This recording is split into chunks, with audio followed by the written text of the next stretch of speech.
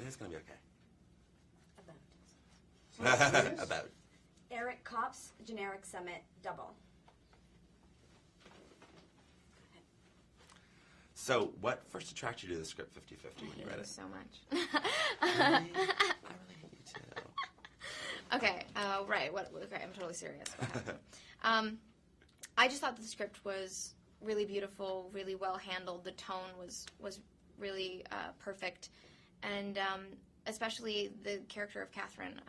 I thought she was complicated, and I loved that she was so nervous and that she cared so much that it was, tripping her up, actually. That she gets too in her own head, and all she wants to do is help people, and she can't even do that.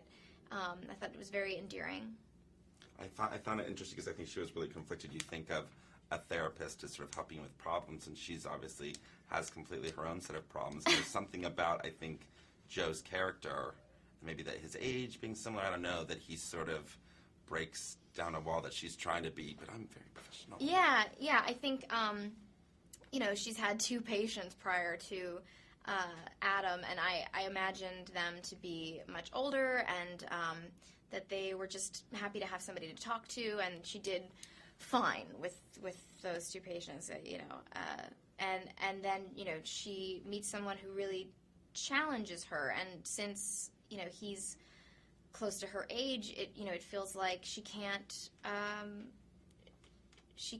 pull the wool over his eyes, or so he ends up breaking down their relationship to a much friendlier place, and that's when they kind of get into a place where they're able to really help each other, because that's the great thing about their relationship. Adam really helps Catherine as much as it's the other way around. Now, did you get the reference? Because, did you like the Doogie Howser thing and all that thing? Because your age, I remember watching Doogie Howser, but I don't know if you even knew that, which is why it's so funny, and I don't know if that's real or just... Yeah, it's funny. I know I know the reference to Doogie Howser, and I'm sure that I've seen an episode or 2, I think. But Joe was talking about that joke at some point and was talking about the theme music and started humming the theme music. And I sort of said, you can hum, the theme music? And he said, that's the generation gap right there, is that I can hum the theme music on the top of my head, and that, you get the reference, but I've never really seen an episode. So I'm not as naive as Catherine, but I guess that maybe is right at the line there. Well, I love that she's such a sort of jumble of contradictions, because clearly she's secret hoarder in some ways, her office, her car, which I completely relate to, and yet, so she has her own issues. She probably should be in therapy for herself. Yeah, she's sort of a mess. That's what I love about her, and but I think that's great, that she's coming from a place of wanting to help people. It's not like she's just a type A personality and therefore thought I'm going to be this fantastic doctor.